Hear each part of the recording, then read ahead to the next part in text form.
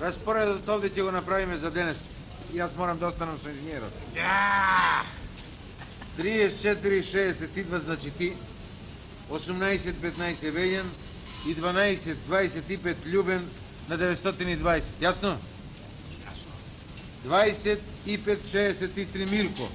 Милко бе, тука ли си? Каде е, не го гледам бе. Што направил? Отишол за наградежно скеле. 13-0-0, коле. Баба му е болна, чека да умре. Ќе го лапне на средството и ќе му ја дувне. 23-14 Љубен. Љубен! Летна и таа пичка мајоре на градежно скелце. Добро. 23-33 Петре. Петре тука е. А 36-54 помошникот Радене ти го гледа. Радо отиде в село под воцевката на татка му. И шилото е Сони, сигурно. Тогаш ти, Петре, ќе го земиш малиот Диме со тебе, а Драган ќе оди со вас двајцата. Ајде, мајке. Јасно? Ајде, мајке. Оди копај ти со него. Ајде. Нема да искупаш ти за... За едно чоканче, не? Не се баве, гледай го сувам, брзливо за нигде. Не може, брате, не го сакам со. Готово. Петре, треба да се солидарен. Ајде, солидарност накад. А овде... Ајде, оди. Ајде, тргај. Работа без... А сите други помен.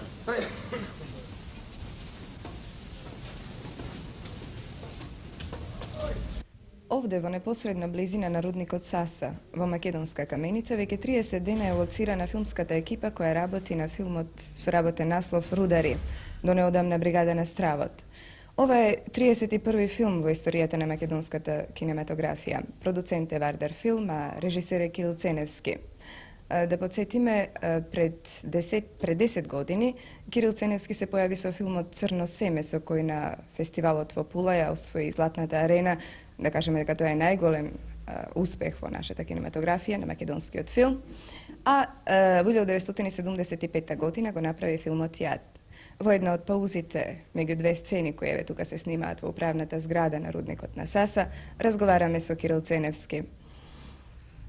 Прво прашање што би ви го поставиле се наметнува само од себе, а имено дали се оди по предвидениот план и колку вие сте задоволни од досегашната работа? Мислам условите во кои што се реализира мојот трет филм, од аспект на она што го нуди населението и самиот рудник Саса, се извонредни. Не можам да не го искажам големото задоволство што сме овде прифатени извонредно и тоа влијае на се поуспешната реализација на планот и предвидената програма за реализација. Филмот е предвиден да се сними околу 42 дена, ние сме веќе негде повеќе од половината, а реализацијата оди сосема нормално, со доста, се разбира, филмски нервози, сосема вообичаени за реализацијата на филмско дело, но мислам дека мораме и можеме да бидеме задоволни со она што е до сега постигнато. Работниот наслов е Рудари. Тоа веќе имплицира нешто дека се работи филм кој зборува за рударите. Зашто ќе зборува овој ваш филм? Идејата на овој филм се протега од потребата, лично авторска, да се проговори во контекстот на следејќи една идеја како автор, заокружувајќи на трилогија, не преку филмови кои што беа свртени кон нашата историја. Авторската желба и порив ме натера да се појави еден таков вид на, да наречам, третман на поезија на суровоста, која што ја открив и се инспирирав токму во најекстремниот материјален труд воопшто рударството. Мислам дека самата тема на филмот се обидува да ја го направи мостот измеѓу класната свест и она што е, да наречеме, интелектуална свест. Самата приказна на филмот води преку еден млад инженер кој што се во миговите на својот развиток и доста успешен научен труд, во одреден момент се отуѓува, да го наречем тоа, отуѓување на право место, враќајќи се токму на непосредниот материјален труд кај што се изградува. Неговото отуѓување од, да речеме, граѓанската свет и конформистичките односи кои што го подискуваат во градот, го вовлечуваат во една страшно динамична и одговорна работа, во која тој, подигувајќи го критериумот на реализацијата во самиот труд, да идува исто на едни мали и отпори меѓу, да речеме, локалните или општинските раководители, или како да ги наречем, не, односи. Главната машка улога во филмот Рудари ја толкува Миралем Зупчевич, артист од Сараево. Тој го толкува ликот на Лазар, младиот инженер кој работи во рудникот. Миралем, кои се специфичностите во креацијата на овој ваш лик? Pa mislim da je najinteresantnije da kažem to da su uslovi rada pod kojima treba ostvariti ulogu vrlo specifični. Do sada se meni to nije dogodilo, a mislim i za jugoslovenski film ovako posebni uslovi. Prvo što radimo u jednom do sada neobičnom ambijentu, vrlo je rijetko rabljen takav ambijent, a to je rudnik i dosta su uslovi teški, s obzirom da je zimsko vrijeme, da je hladno i treba uložiti dosta napora. Вие доста време минувате меѓу рударите. Како изгледа таа соработка со вистинските рудари? Pa to je sasvim prirodno, to su ljudi neopterećeni, iskreni i s njima je sasvim jednostavno sarađivati. Onaj najprisniji i najobičniji ljudski kontakt se svakako odmah uspostavi. Во филмот Рудари, главниот женски лик го толкува познатата филмска артистка од Белград Милја Вујановиќ. Тоа е ликот на Душица. Милја, кога се знае дека во сценаријата на нашите автори многу тешко се наоѓа женска улога која ги задоволува желбите на артистките, во тој контекст, како вие гледате на оваа улога? Pa vi ste skoro sve rekli, meni jedino ostaje da potvrdim to i da kažem da sam zadovoljna i srećna da radim ovu ulogu koju sam dobila. Uloga nije baš mnogo velika, dakle nije noseća uloga, ali je veoma zahvalna za nekakvu nadgradnju lika. Dobro je što je Kiril Crnevski pisao scenariju, tako da on zna tačno što želi. I u razgovoru, u dogovoru, mi smo, čini mi se, uspjeli da se nađemo negde i da sarađujemo zbilja izuzetno. Ja jedino što očekujem to da napravim dobru ulogu. Ženskih uloga nema. U literaturi ima. Na filmu ne, sve je manje. Ja ne znam šta je razlog tome. Čak se dešava, znate, da ženske likove pretvaraju muške u posljednjem momentu. Ja sam u jednom filmu igrala mušku ulogu, zapravo započeo muškarac, ja sam je završila. Dakle, i to je moguće. Nije važno koji je film u pitanju. Dušica, sad, što reče moj kolega Miralem Zupčević, nezahvalno govoriti o svom liku. Vidjet ćemo na kraju filma šta sam napravila. Во секој случај тоа е лик на една современа жена. Jeste. Значи дека тоа е попривлечно за креирање. Jeste novinarka. To je jedna mlada žena koja je rastrzana između svog porodičnog života i želje za uspehom na profesionalnom planu. Ona se otuđila od muža koji je, eto, sav svoj život posvetio rudniku, rudarima, rudi i tako dalje. I sad dolazi do jednog neminovnog rascepa. Naravno, ona je tu i malo ovako površna, malo je čudna, bavi se nekim stvarima koje baš nisu pohvalne, vidjet ćemo. To se sve tako malo nazire, ali ipak je žena, žensko, u pravom smislu te reči. I ono što je dobro, mislim, kod Kirila Crnevskog, to je da on snima glumce u krupnom planu. I dopuštam da vi glumite mikromimikom, dakle sa sasvim malo sredstava ostavite ono što nosite u sebi. Дарко Дамески во овој филм го игра ликот на Благоја надзорникот. Тоа е, всушност, според сценаристката постапка, најстариот рудар во рудникот. Другар Дамески, што посебно ве возбудува во овој лик? Па, мислам дека не може што не може да возбуди прен кога се игра таква врста на јунаци во секојдневието, луѓе кои што се копачи на рудата. Благоја или наречен мајорот, што е вообичаено овде во рударскава населба и во рудников ната меѓу себе рударите да си дават називи на одредени своји надзорници или пословодители, како они ги викат, нему му е дадено баш заради тоа што тој е така наречени татко нивни и така и го викаат, а не татко на рудникот. Еден човек кој познава секој како дише планината, знае кој ќе се влези внатре, он знае од каде се шушти, он да предупредува се. Тој е човек кој прв секојаш во сите опасни ситуации разотвара сегде кај што може. И на еден начин тој е човек кој организира работата внатре во самиот рудник. Како го правев ликот. Ликот први оде во многу податоци во запознавање на средината во која тргам. Ме инспирира тројца ликови. Во овој рудник овде кај што сме сега, односно ова е бирократите кај што работи на рудник, али во рудникот таму кај што ние влегуваме, заедно со нив постојат три лика од кои ја го типизирав, после тоа го создавав мојот лик. Тоа е прво Мите, последавател еден кој што постои надзорник. Тој ме инспирира просто маската, мислам дека од него.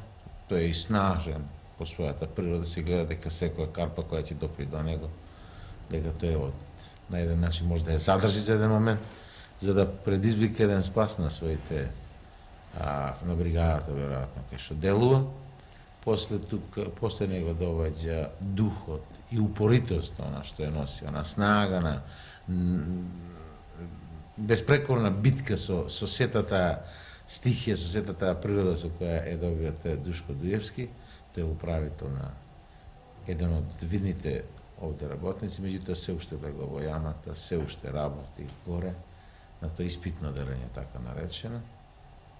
И уште еден кој што во моментот исто така како и Мите последовател и друг последовател, тој има друго звање, тој има највисоко звање од страна на рударите, наречен пуковник. А тој е последовател кој што работи со 200 рудари, а може да разберете кога тие ќе се поделат на по тројца во бригади, колку бригади се тоа. Тоа се директните копачи горе кои што работат и кои што вадат рудата. И од тие со разговори со нив, во контакти со нив, во наблюдување на сите нивни движења, во она што јас сакам како идеја да го внесам внатре, во таа негова чврстина, во таа неумоливост која ја води према своите луѓе, онда го создава Благоја Мајоров. Вие сте и сценарист на филмот. Кога ви се роди оваа идеја? Апсолутно ќе зборува нашата реалност и мислам идејно-естетската компонента или теза на филмот е акција во реалност. Акција како естетски смисол кој што треба да ја одрази докрај идејниот смисол на документот, надградувајќи го во контекст на играна материја која што на одреден начин ќе проговори во контекст на идејата на авторот, не? А идејата се роди пред неколку години, поточно 2-2,5 беше. Јас бев ангажиран од мојата куќа да правам документарен филм за Карпушовото востание. И посетувајќи го рудникот, бидејќи тука Битисова и доста успешно работи еден млад геолог, кај што ми упатија дека има материјали од тоа време. Бев изненаден од спремноста и од некласичен, но конформниот директор или управник или директори управници во рудникот.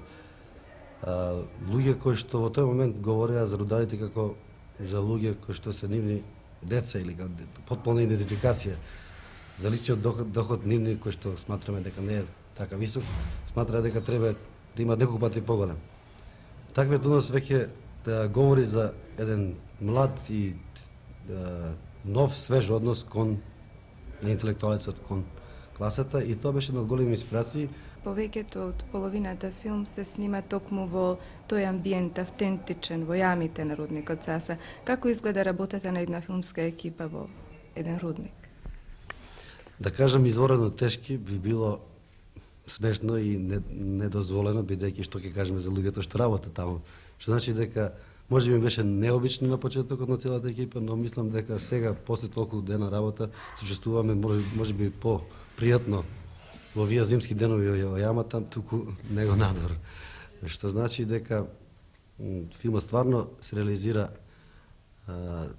голем процент во јамата, што е може би не раритет за филмска реализација, но тоа ни возможува што филмот, што рудникот е за олово и цинк, така да оние опасности што постојат класични за реализација за запаливи гасови и слично не постојат, така да реализацијата се одвива скоро како во студио.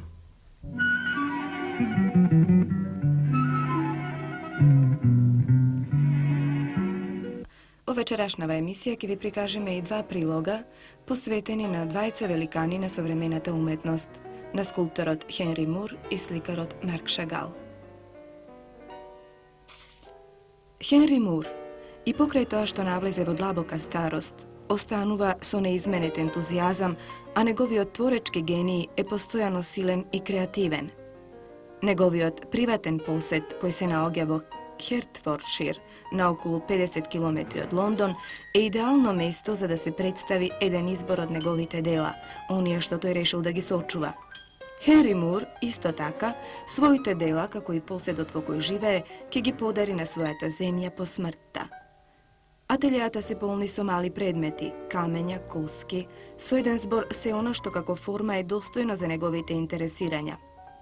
Понекогаш, тој започнува да создава свое дело, правејќи мали пластични макети. Кога тие ќе му се допаднат, тој ги изведува во своја големина на стакло, во вид на дефинирана студија, а потоа го создава конечното дело. Хенри Мур има мала куќичка во Форт деј Марми, во близината на Фиренца во Италија. Скулпторот за неа вели дека му е обсесија и таа се наоѓа близу планината од која уште Микеланджело црпел камења за некои од своите дела. Овој уметник со својата сопруга во ова место минува неколку месеци во годината.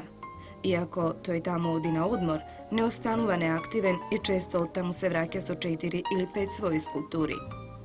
Хенри Мур беше особено задоволен кога во Фиренца, градот на Микеланджело, во 1972 година му беше организирана изложба на неговите дела.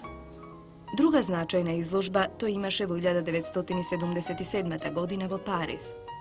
За одбележување на неговиот 80-ти роден ден во Лондон беа организирани 4 изложби, а најзначајната од нив беше во Хајд паркот и во неа беа представени 10 скулптури во бронза. Со текот на времето и обичната публика се повеќе ги прифаќа делата на Хенри Мур.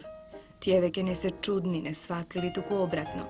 Хенри Мур знае дека некој од посетителите на неговите изложби обично ќе се искачат врз скулптурите сместени во паркот и тој тоа го смета за хуманизација на неговата уметност.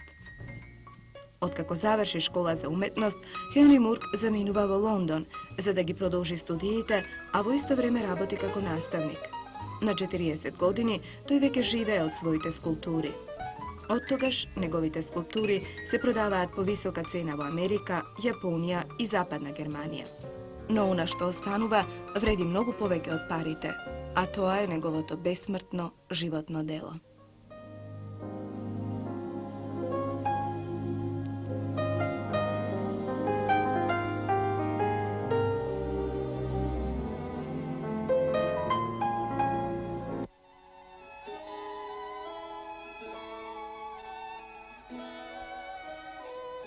Марк Шагал, сликар од руско потекло, неодамна наполни 90 години.